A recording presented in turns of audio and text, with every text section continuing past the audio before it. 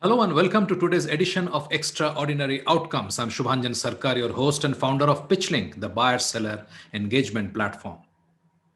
Today we bring you a bonus episode of our ongoing limited series, Fixing the 5% Problem in B2B Sales. We have been discussing about this elephant in the sales room, the abysmally low rate of conversion in B2B sales with experts from around the world. In this episode, we speak with Jitendra Sindhwani, President and Head Aviation Business IBS Software, Kevin Dixon, Founder and CEO of BoxStep, and Abhijit Vijay Bargaya, Co-founder and CEO at Nectar.ai. First up is Jitendra Sindhwani, President and Head Aviation Business IBS Software. He is the global head for the aviation sector for IBS, which is a leading software firm offering transformational SaaS products for travel, transportation, and logistics industries. He is responsible for complete P&L, which includes product strategy and engineering, sales, and deployment. Earlier, he was at Infosys as vice president and America's head, where he headed the managed communications, entertainment, and media practice of Infosys for the Americas region. His responsibilities included industry, strategy, sales, account management, service delivery, and client satisfaction. Meet Jitendra Sindhwani.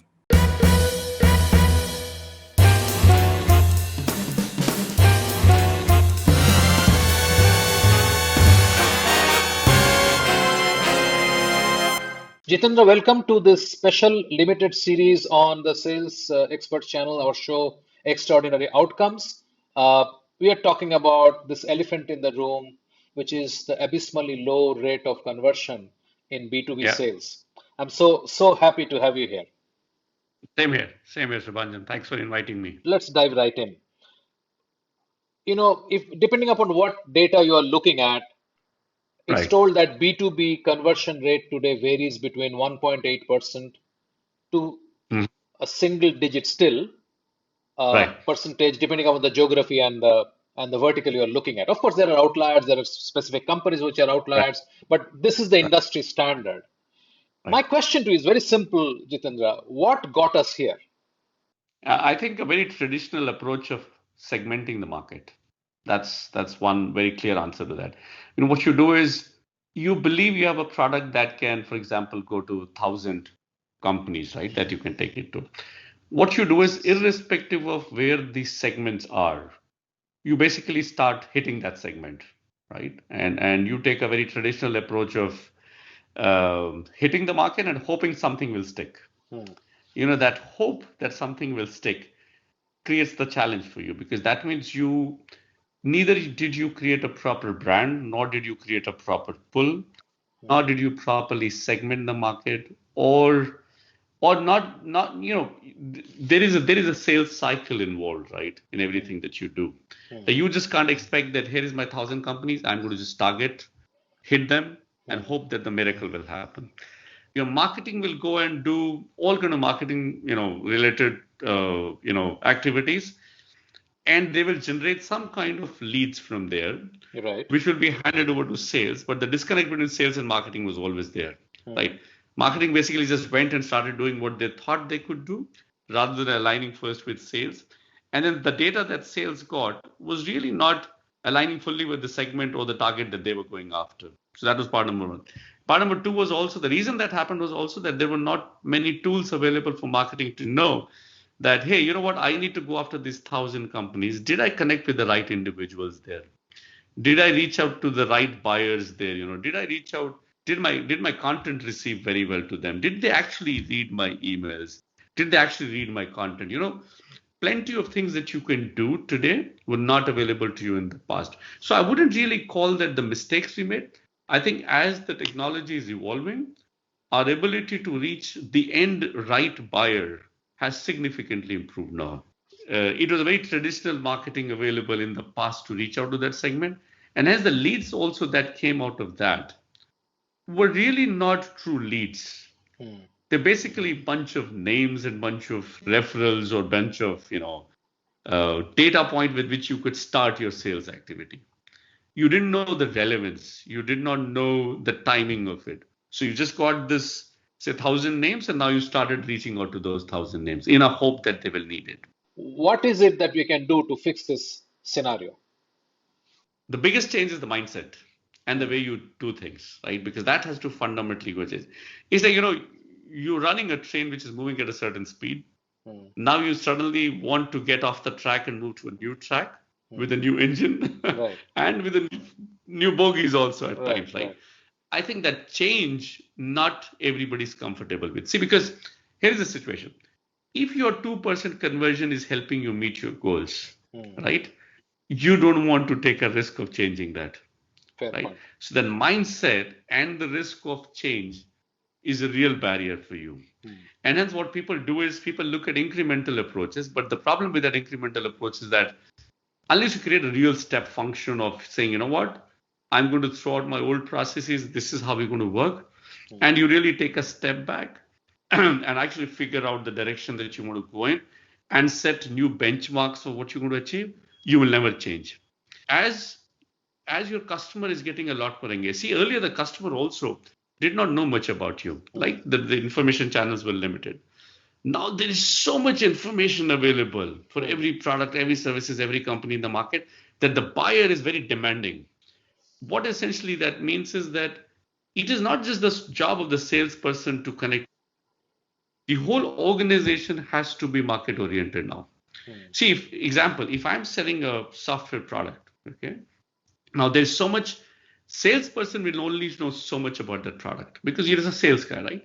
The real knowledge actually sits with people who actually built that product. The product owner, for example, right? How much does that person get engaged in educating the market has a huge role to play. So I think today you have to take a lot more comprehensive view of who are the people who are going to be active in the market from your side. Right. Because educating the market, preparing the market, creating that pull, building that brand is going to do much more benefit to you than just going and hitting that market with your content, in a very, very static manner. True. You really need to understand your market. Spend a lot more time and energy in saying that, okay, of the 1,000 companies that you're going after, really, my available segment, see, there is a difference between target segment and what you can address in next, say, 2 years or 3 years. That can be a very small pie of that, for example.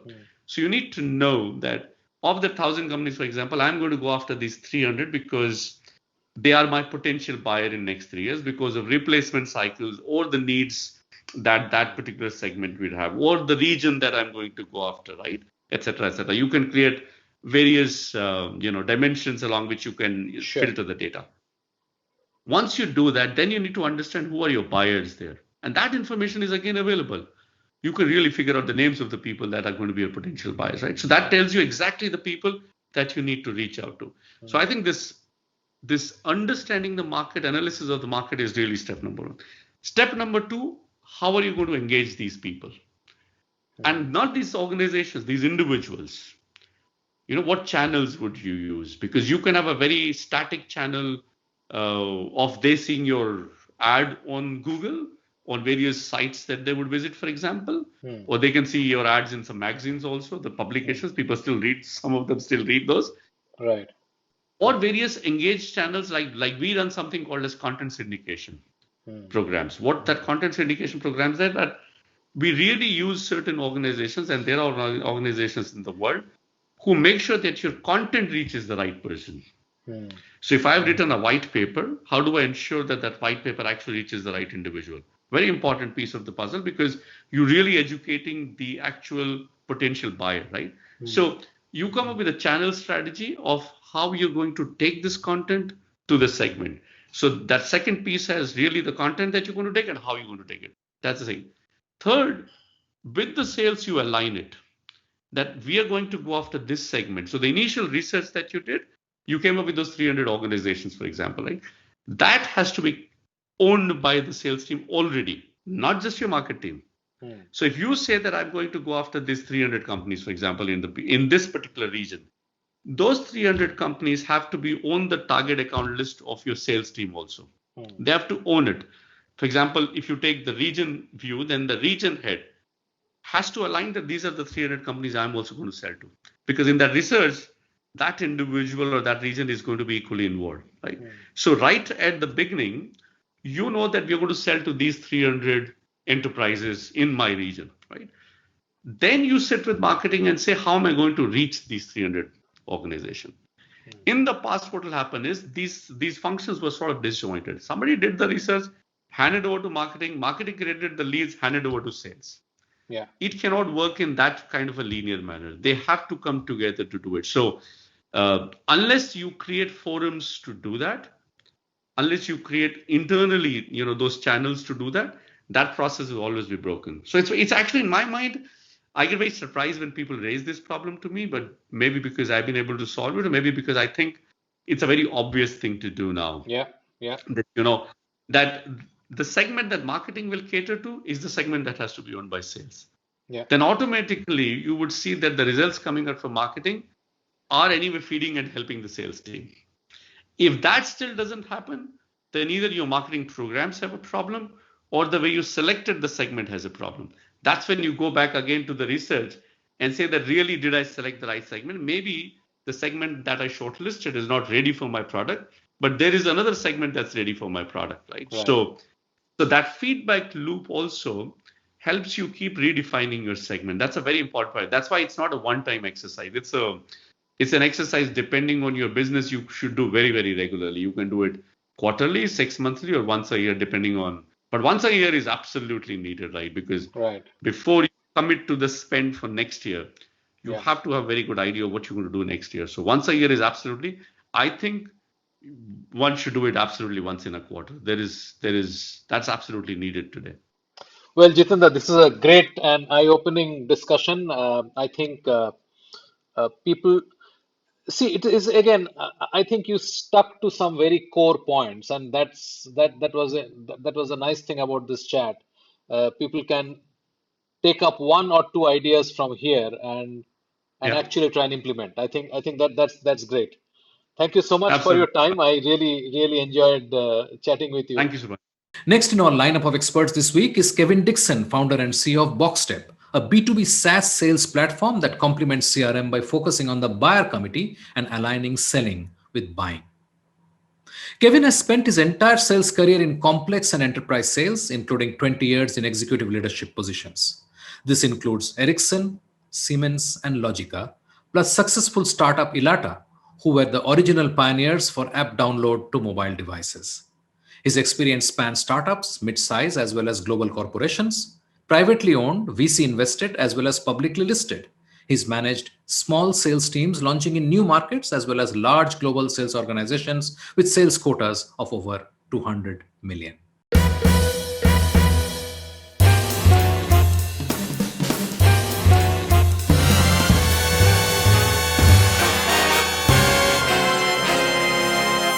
Kevin, delightful as always to meet you and chat with you. I have always gone back learning a lot. So I'm really glad that I could get you on the fixing the 5% conversion problem in B2B sales limited series that we are running on our show on the Sales Experts channel.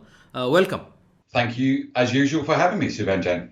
One of the things that we somehow don't talk enough in B2B sales is the abysmally low rate of conversion. What got us here, Kevin?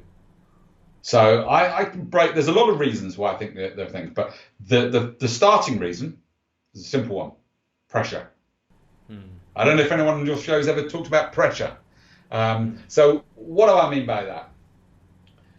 Selling used to be. I talk about selling in the old days, where it was, it wasn't that long ago, but it was more of a comfortable career. It was difficult to get fired for underperformance or not achieving KPIs. Companies were more tolerant. And guess what? When you were bidding, sometimes you're only bidding against 2, 3, 4 competitors. That has ramped up. Nowadays, we're competing against a huge amount of competitors. Competitors are easier to discover. The outreach that they're doing is far more significant. Everybody's getting bombarded by salespeople. So because it's a more competitive space, because there is more pressure on activities and numbers, it all puts pressure on salespeople. And one of the other things as well, they're pressurized because everyone's got a target or a quota. Some of those quotas have become ridiculous. Absolutely ridiculous. Now, you and I probably remember the days when we run sales teams and we go, do you know what? The combined quota of my team is X. before I give it all out to them, I'm going to put 10% stretch on it, maybe 15% stretch. What I'm seeing now is sometimes I'm hearing 50 to 100% stretch on the combined actual targets before they distribute them to the salespeople. So straight from the get-go, salespeople have got numbers that are outrageously high. Not everyone, don't get me wrong, a lot of companies still fair, but there's still a lot there. So immediately there's a pressure on salespeople to achieve numbers. And then they get involved in desperation selling. Yeah. They start to think, I've got to make numbers, I've got to do lots of things, shortcut selling, and you end up doing the wrong things in the wrong way. And if you start from a foundation of poor quality, the results end up as poor quality. So I think we're in a society now driven by huge amount of KPIs, really low tolerance for performance. We've all seen now the tenure of salespeople and sales leaders shrink down to next to nothing. So you're seeing okay, I'm a new sales guy, I arrive at company. It takes me a little while to ramp up. Yeah. So I've got to get those opportunities and I've got to convert the opportunities. I'm going to make mistakes. So every time salespeople are flipping to the next one, they're up in sort of ramp up mode again. So I think pressure is one of the biggest reasons. So we've created a sales environment now that is more cutthroat, more pressurized, and more demanding on salespeople than ever before, and demanding sometimes to do lots of the wrong things rather than the right number of the right things. I remember a CEO once said to me, because he talked about the targets, and I said, well, that's a ridiculous number. How you calculated it? And he was pretty honest. He said, it's an aspirational target. It's one that I aspire to achieve. I said, well, you're setting yourself up to fail then, and you're putting pressure downwards that's going to drive the wrong behavior. Salespeople are going to be forced to go after really poorly thought out, qualified deals because of this aspirational target. Pressure creates the wrong behavioral activities with people. People chase stuff that is a pointless thing to chase. So you end up with, a deal that never happened because it was never a deal for you. And that sort of brings me on to the second point. And it's a pretty boring one that everyone talks about, qualification. Yeah. I see it day in, day out. I talk to sales leaders, I talk to salespeople, and even now it's one of the biggest subjects that's talked about by every sales expert and guru and author and everything all the time, qualification. And so many people are using MEDDIC. You've still got some Luddites that are using BANT, and I hate BANT and that. And if they're all doing it, why is there still a problem? If everyone's saying, oh yeah, we got MEDDIC and we got this, that, and why is there still such a significant problem? And the simplest way to be thinking about the right deal to try and win, because if you're going after the right deal, then that percentage, that 1.8 or 5% thing, it's going to increase. So the key thing is, does the customer have a business problem that needs solving? Is the customer committed to solving that business problem? Does the customer believe that your proposition will solve that problem for them? When you start to take it down to that simplistic level, I'm not sure what else you need to think about. Because when people start saying, oh, you're going to have there's a budget. If it's a business problem, they'll find a budget. Yeah. If it's really serious, whether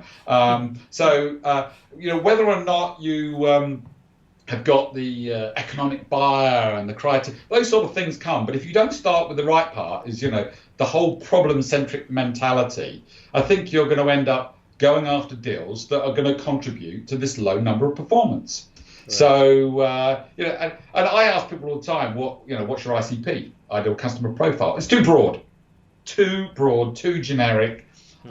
They don't understand why the customers that buy from them, why they buy from them. They often don't understand, they can't articulate what problem for the customer they're truly solving.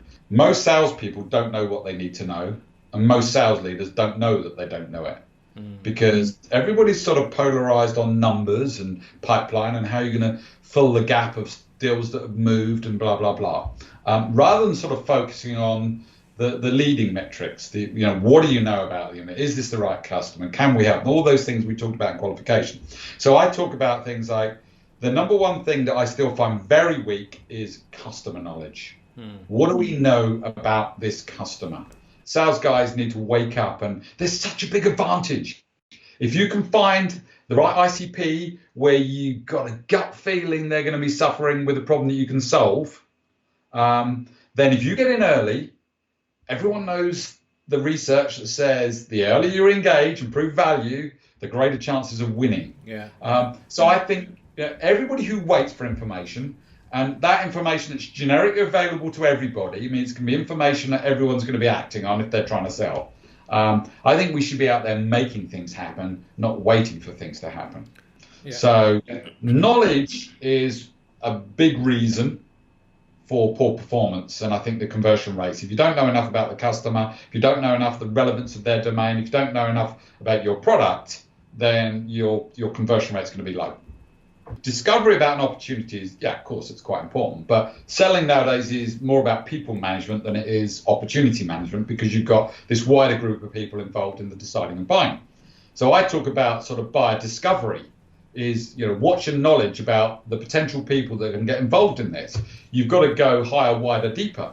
If there is, as we're told by Gartner, 11 plus people involved in the typical deal, 12 to 14 for technology sales, then I think most sales teams are probably missing half of them from what I'm seeing. So you've got to understand more about the people, the problems, and also, is there a process about how they're going to decide and buy? Because once you've got that knowledge, then you're in a better position to help them. And if you're in a better position to help them from a business perspective, they're going to appreciate that. They don't want to see their typical product-based salesperson. They're just going to put you in the bucket with everyone else. If you want to increase your conversion rate, gotta hate saying it, start helping the customer, stop selling to them. I think this is a good point to move to the solution phase. Kevin, how do we fix this? So back in the day, because we're an island in the UK and fishing's a big industry, they would have nets that basically just caught everything. Big old net, throw it in, catch everything. And a lot of the time, because of quotas we have, they have to throw things away. Ultimately, they perfected nets that are more designed to catch the type of fish that you want. And it evolved over time. It took a long time to do that. Excuse me. So if you're a startup, and a lot of the time, you come up with a good idea, but I would hope that people would say, I've come up with a good idea because they were aware of a problem and who that problem affected.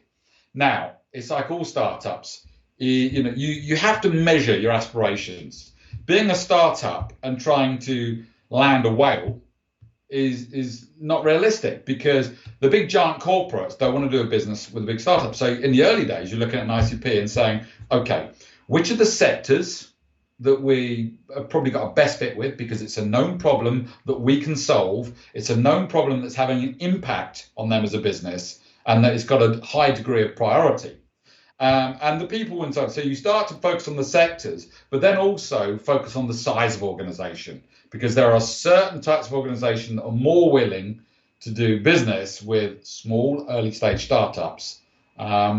As you grow your ICP, you can actually, expand it, because now you can say, okay, we know which sectors and what, and don't make it a generic big. People said to me, we sell to the software industry. Wow, that's a bit broad. That's as broad as it can be. So really try to drill down. Don't make your ICP too big. If I go through now the way I win orders, you can see the difference between the way these smaller organizations engage and buy from me and the way the larger organizations engage and buy from me. Because there are a lot of different layers of people involved in the procurement process, the compliance process, the security process, and so on. And that becomes consuming of time. And guess what? Every one of those hurdles is potentially one I could trip over. Right. One of the biggest criticisms I have is one size fits all training, where someone comes in and they say, okay, this person's going to train you on negotiation, closing, whatever. And everybody sits there and we listen to it. And there's an assumption that everybody's at the same level and needs the same level of coaching.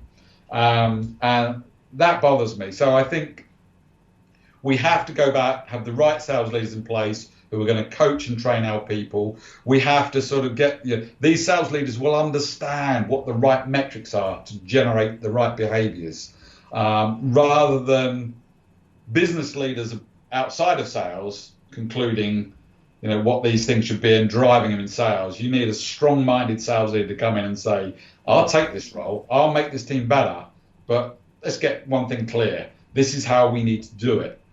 I've probably said it to you before, but salespeople, sales leaders specifically, don't like change. Sales generally, we sell change. Ironically, we hate change. It's so weird. We're out there selling change management, but us change. So I've been doing it successfully a certain amount of years. Da da da da da. Why do it? So get your sales leadership right. Get these people right. Give them the time and the tools and the support to make their team perform better. To actually take the pressure off them, qualify better, understand, coach them through it, be there for them, not just focus on the numbers, focus on the leading metrics about what they know about the people involved, what they know about the problems they're trying to solve, and what they're going to do about it. So I just think it's a step back. Wonderful. Kevin, thank you so much for joining us today. Thanks very much. Our third guest today is Abhijit Vijay Vargia, co-founder and CEO at Nectar.ai, where he is reimagining the future of B2B sales. Abhijit went through a seed-to-scale hypergrowth experience at Capillary Technologies, which is one of the earliest SaaS success stories from Asia. He was a board member and managing director for its APAC business and global accounts. While at Capillary, he specialized in creating global GTM growth strategy and execution, building and scaling high-performing SaaS sales teams, and delivering hypergrowth. In 2020, he started his new venture, Nectar.ai, where he is reimagining the future of B2B sales. The company is fully remote, venture funded, and is currently in stealth mode. He is a chemical engineer and an alumnus from IIT Kharagpur and spent the early part of his career in clean energy sector before moving to SaaS. He was ranked third in the top 80 emerging business leaders in Asia in the Portfolio Singapore magazine. Abhijit is one of the most sought after SaaS sales leaders in Asia, an advisor to many startups, and an angel investor.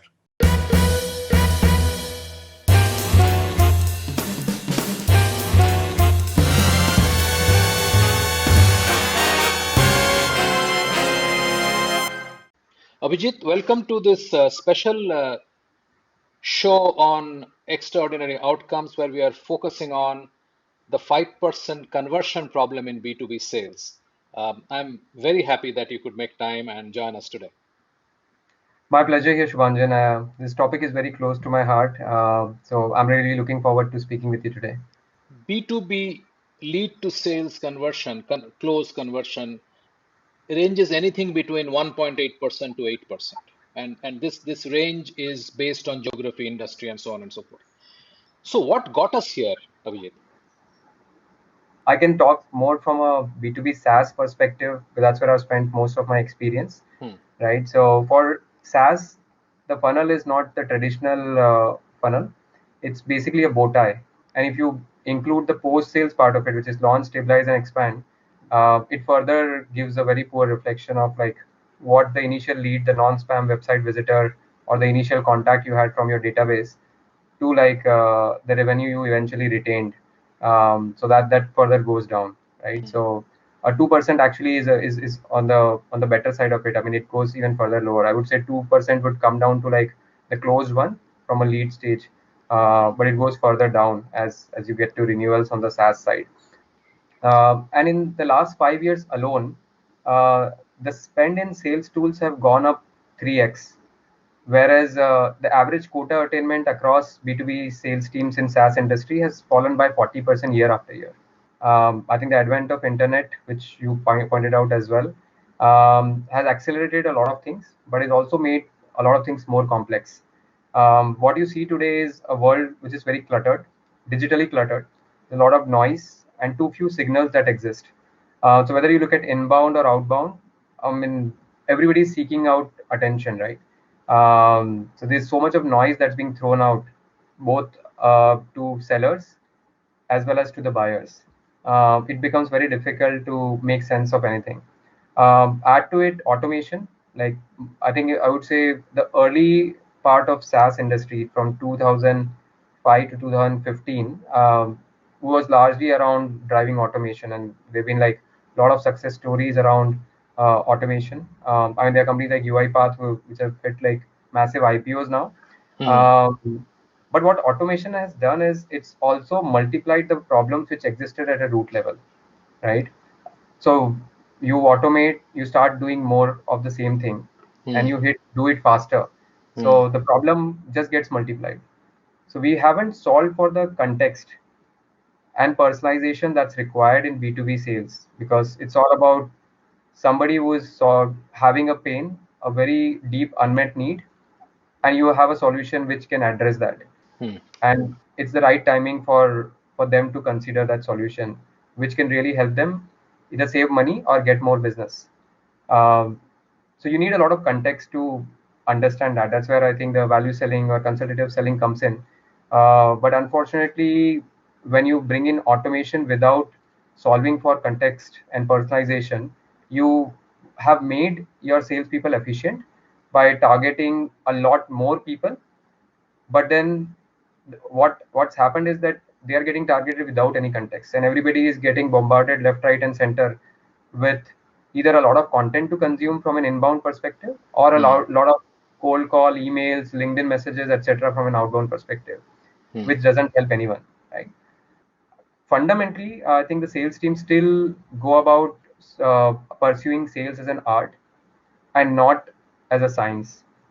Data holds a lot of key, and leadership team uses a lot of data. I think even in conventional industries, at the top level, decision making still happens through a lot of data analysis. And even in B2B SaaS, it's true, right? I mean, leadership team uses a lot of data to take decisions. But that data driven mindset or approach doesn't go down the route or doesn't go cross functionally. So both horizontal as well as the vertical depth is not there in terms of using data. Other thing that I've also personally experienced and I've also seen in a lot of other sales teams I advise and startups I help is there is this founder driven sales process or the initial core team which has sold the product. They do it pretty well. Their conversion rates are very good, right? I mean, they'll convert almost every customer conversations because they're very contextualized. But as they graduate from a founder led or an initial rockstar driven sales process to a predictable sales engine, or a SaaS sales flywheel, as we call it, a lot of systems fail and a lot of startups start experiencing lower conversion rates, which means that the playbooks that worked before, either they're not useful now, which is not the case because playbooks have proven themselves through iteration of product market fit. But what then it means is they are not being operationalized at scale so that everybody else in the organization follows it. So as you are expanding very fast, hiring more salespeople, hiring more marketing people, hiring more customer success people, how do you get everybody in the go-to-market team to follow your best sales playbook that's really helped you in the early days? And what I've seen typically then happening is most of the B2B SaaS like has a lot of venture funding, a lot of VC interest. So you have a lot of capital that you throw at the problem. So you will hire a lot of salespeople, you will force the growth, um, but then you'll not still fix the problem of your funnel, which basically is not solving for the root cause, where you could probably do a bit of enablement and coaching, but instead of investing there, you're still doing a lot of hiring and firing a lot of people. And I made that mistake personally as well, so I can speak from experience, and I've seen a lot of other companies do that. And that results into another big pain point where your conversion rates don't improve, but then you throw more volume at it, that so then your effectiveness and efficiency in terms of your cost of acquisition of customer, etc., goes down, right?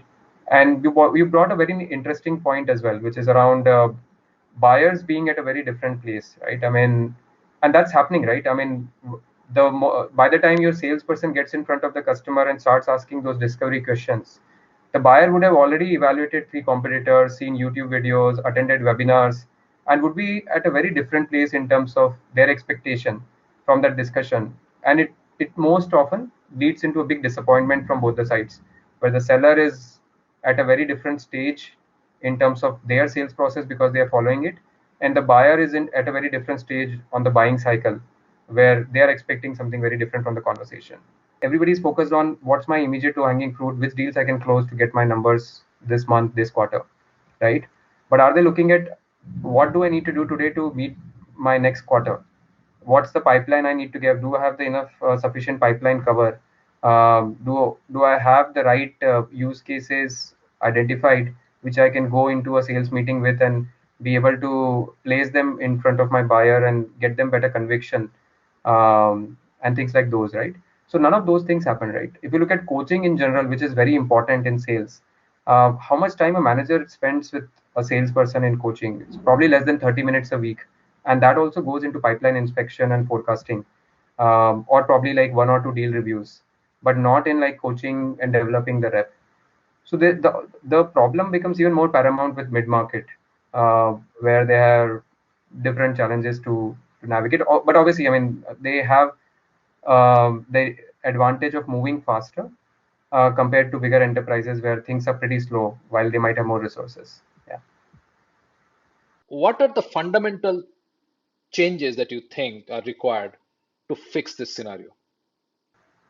So, in fact, I actually started a company to do this, where we are reimagining the future of B2B sales. I got really passionate about this whole pain point around quota attainment, which is probably resultant of the broken funnel and various other things we spoke about. To that extent that I really wanted to go ahead and do something about it. So rolled up my sleeves, became an entrepreneur, and started Nectar.ai last year to really focus on thinking afresh on what could be the future of sales should be, and how do we reimagine that new future.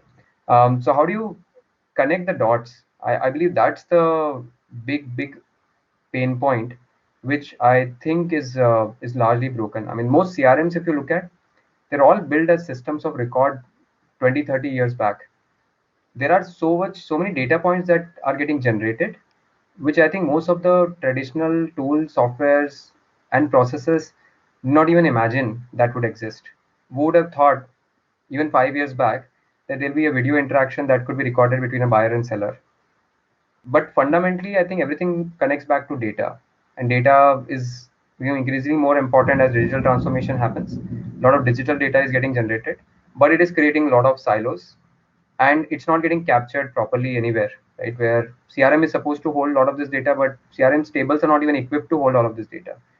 So how do you solve for it, right? So that's where I think organizations have started looking at customer data platforms to create a single data lake or single view of their customer, single view of their buyer, and things like those, which again is going through a lot of transformation. So it's exciting time because we're living in the age of digital data.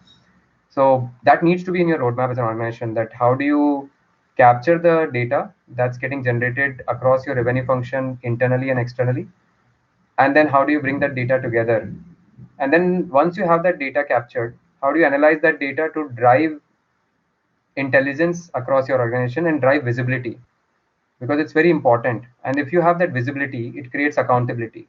If there is an accountability, you prioritize actions which are important to hit those common goals, and which is what will probably drive a lot of productivity and improve conversion rates. It will fix a lot of root cause as well. And another thing that companies need to do, apart from looking at data and breaking the digital data silos, is aligning teams, right? And again, that brings back to the point of collaboration. So not just collaboration between buyer and seller, which is also very interesting area and a lot of action happening there, but also internal collaboration that's required in the go-to-market team. How do you align sales and marketing? How do you align sales and customer success? And again, my answer is very pertinent to B2B SaaS. So how do you have shared KPIs? How do their comp plans look like? What do they get compensated against? What are like standard SLAs or turnaround commitments that they have between each other, right? If marketing has generated a lead, how do you ensure that sales team does the research and contextually follows up on it? How do you ensure that the SDR has done a good discovery call? How do you ensure that customer success is getting the right handover from salesperson and they've brought in the right customer and not a customer which they struggle to implement later because it was not an ideal customer profile, right? So a lot of collaboration is required, and how do you align those? So that's very important. Then add to it enablement in general. How do you create enablement programs, right? I think sales enablement as a designation, sales enablement manager or director, there are a lot of designations out there. But if you look up on LinkedIn and look a pattern from 2015 to 2021, there's significant amount of growth with respect to that title. So one of the the best place to be in terms of hiring and job opportunity is be in sales enablement or revenue operations. A lot of hiring happening, and for the right reasons, because organizations are understanding the importance of enablement, right? So how do you operations will help you like tie the data together, improve collaboration, and enablement will help you onboard, ramp, and coach your teams better, right? So invest in enablement, invest in operations. I think it's very important. And finally, take the guesswork out of the equation, right? I mean, I think you need that art and personal flair in closing deals, but I think the buyers are also moving towards, they're more educated, more informed, they're more aware about their pain points and the possible solutions out there. So they don't need like a salesperson who's whining and dining with them, but they need a salesperson who's solving their problem and who cares about their problem. Absolutely. That's great. I think this was a great sum up, and I'm sure we'll Yeah, revisit this. definitely. Thank you, Abhijit. Thanks again for having me on the show, Swanjan. And finally, here is the first of the viewer feedback on our series Fixing the 5% Problem in B2B Sales. Meet Peter Strokob, founder and principal, Peter Strokob Advisory. Hi, I'm Peter Strokob. I'm going to answer the two questions. One is, how did we get here to this 5% problem situation? It was quite frankly the overuse of MarTech. Every marketer out there has access to a marketing stack and technology, can now send tens of thousands of emails out to a faceless list of so-called leads when they're really just suspects, not even prospects. And we've overused it, and we've fundamentally cheesed the buyer off. We're spamming them, we're ambushing them with messages that are unsolicited and unwelcome, and we're surprised that they're retreating and going, no matter what you're selling, go away, I'm not interested. What can fix that problem is to do the opposite, to do our research well, to engage at a human level, and to ask permission first before ambushing or before providing any sort of content at all. Treat your prospects not like an opportunity or a number or a statistic in your marketing report. Treat them as a human being, and treat them as a person that has feelings and needs and KPIs to meet, and you will get there. Also, focus on a smaller number of higher value prospects rather than going a mile wide and an inch deep. That's my advice. I'm Peter Strokob. Contact me if you'd like more information. Thank you. As we come to a close of this series, the response has been overwhelming. Thank you. You can still share what you think about this elephant in the sales room. Please use the link below to record your views in video, and we will continue to showcase them in our upcoming episodes. Time to wrap up for today. Remember, you will soon have access to the complete interviews and transcripts in the series. Keep an eye out for the link in the EXO newsletter. And thank you for watching. Until next time, stay well and craft extraordinary outcomes.